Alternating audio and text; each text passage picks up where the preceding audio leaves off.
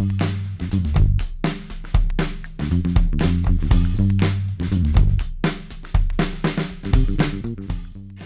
Pharmacist Elite family, and as always, welcome back to our page. Today we're gonna visit hairstylists. I'm sure you're not wonder why. And still in many countries or states, doors still remain closed. So now, if this continues, the way the ladies gonna cut the men's hair soon in 2020, we're gonna have a new style. We're gonna call it mushroom style.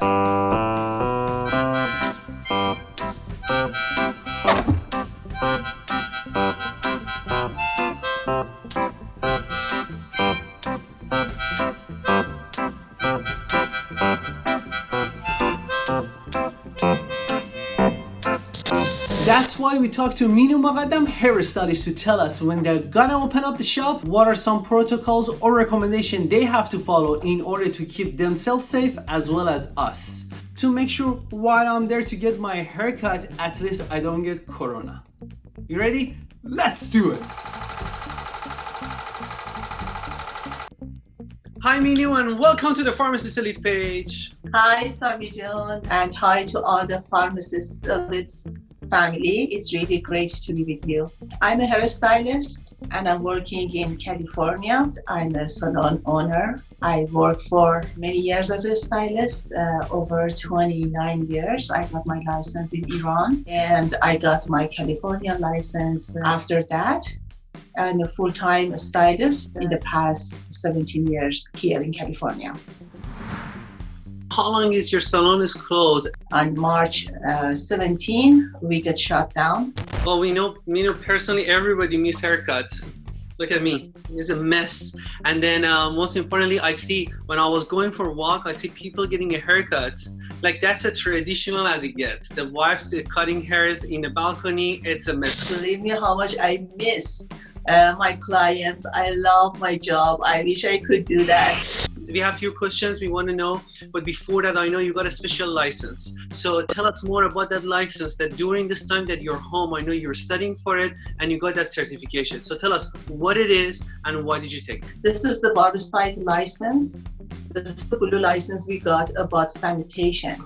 It's hard to say that 100% this is the requirement, but we should have it, and because we're always supposed to practice. The sanitation is the main thing for our job, the sanitizing and cleaning. This one is like an extra course of online class to review all the steps that we taught in beauty college before.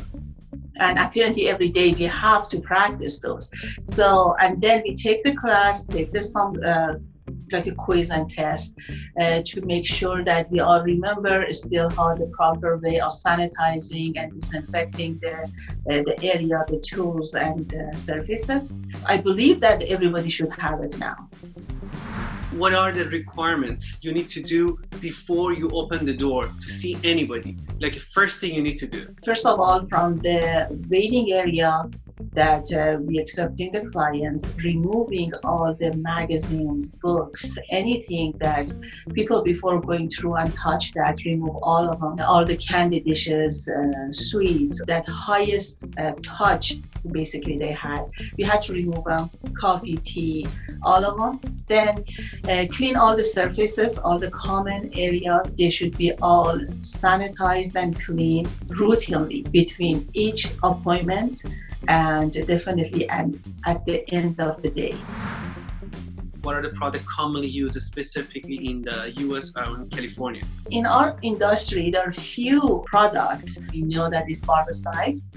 We use this product as a formula that 1/4 of cup of this product mixed with 4 cups, and that we can use it in the spray bottle, the spray the surfaces, or for the hot tools, everything we have to sanitize everything routinely. This is the just common product we are using. Is there any restriction on what you can do? Minimum using of the blow dryer and washing hair. So for people that need a haircut, it's better to wash their hair with a damp hair, come to the salon and get the haircut, and most likely not getting any blow dryer and brushing done, basically. Tell us about the liability and what are the requirements before people coming to the salons they need to follow with you before they actually make an appointment. Before making appointments online or by the phone, make the consultation on the phone. Call us, we can talk, and anything we need to know, we can talk before the appointments. That minimum talking happening during the appointments. So everything get talked before that cleared up. And we have to make sure that the client is not sick. If you were positive with that virus, or anyone in your family, they had that and you were in touch with them or taking care of them, you have to let us know. And the same thing with the stylist, we have the same responsibilities to be clear, be thoughtful, and share all the truth about our health. And if I feel sick or if my client feels sick, we have to cancel the appointments. No obligation. Definitely, if you just go to the point that you want to attend, you have to wear the mask and gloves and follow all the sanitation. So now imagine I came to the salon, so what are the stuff I need to do? Let's just start with your protection or my protection, like a mask and cover. So tell us, what are the requirements of those? Person has the appointment individually going to get to the salon, not having any extra family member, not the kid, or if you are in charge of taking care of someone that you always had with you, you have to leave them at home. As a stylist, I have to protect myself with wearing the gloves and the mask and cover up my outdoor clothes with the cover that for each client I have to change it. And the person come to get the service, they should come with the mask and gloves. Definitely when they are getting the service, we cover with the apron, drape and towels, and they are all get washed after each service. Most of the conversation if we have with the client should be through the mirror. Just when we are looking, both of us in the same mirror, we can talk that way. During the washing the hair in the shampoo ball, if required, that we try to minimize that, not talking. And the best way for the stylist is to cover with the shield as well, to control it from the splashing the water during the hair wash to the face of the stylist. What do you do with have to do with that cover? Can I use the same one? Should I use the plastic one and throw it away? Or if it is different kinds, how should I wash it or everything? Anything that you can use it once and throw it away, use them. Otherwise, it's totally okay if you use the fabric, like, the cover, the drapes, and the towels that you're using in the salon, but you are using it just once. You cover all the, the client, the neckline, and around the client, and yourself too. After each service, you take all of them and put them in the basket that you're going to be covered. Put them all in the basket going to get covered. At the end of the night, when you finish end of your work day, you're going to wash them all. How's supposed to be the waiting period or waiting time and the waiting room supposed to be look like after the corona situation when we go back to work? For the bigger salon that they had a big waiting area and people, they were sitting next to each other. If still they want to keep that waiting area, it should be minimum to the few spot, and they should be like that 6 feet away from each other. And the person has an appointment can be in the salon, not additional people. If it's not the person's appointment, they have the best way is to stay in their car, wait for their appointments. From one appointment to next appointment, what are the requirement time period for the stylist in order to properly clean? So how long should it be and why there is a gap? Between each appointment, at least it should be 15 minutes to half an hour waiting time for cleaning all the surfaces. Every surface should be sanitized and clean. And all the tools we use, if we have enough sets of them, we can have sanitized and clean packages pre-packed, and for each client we can use them but we cannot reuse them for the next person. If you want to be faster between the appointments, you have to have the already set packages for each client, and at the end of your day, sanitize and clean all of them. Say this is a sad part. Since we are patiently waiting for our get our haircut, if I go there and I see my hairstylist doesn't have anybody and they don't see me and I have to go, it's like, this is gonna be upsetting because I just want to get this jungle out of my head.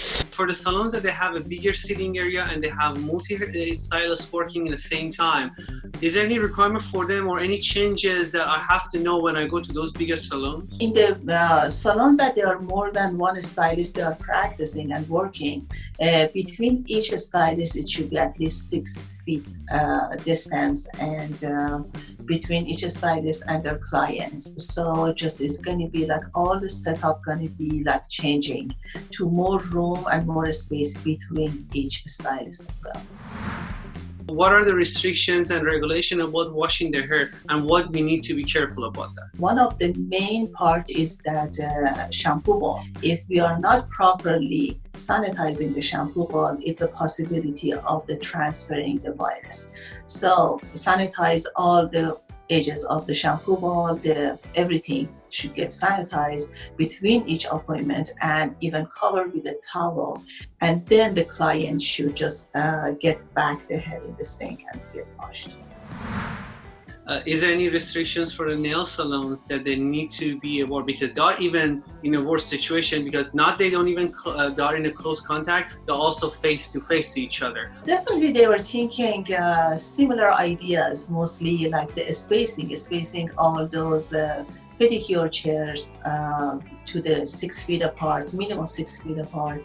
And for the manicurists that they had the tables to practice, for the face-to-face, they use that plastic shield in between, somehow that not be able to breathing in each other's face, and covering their hands with the gloves because touching the hands of the client.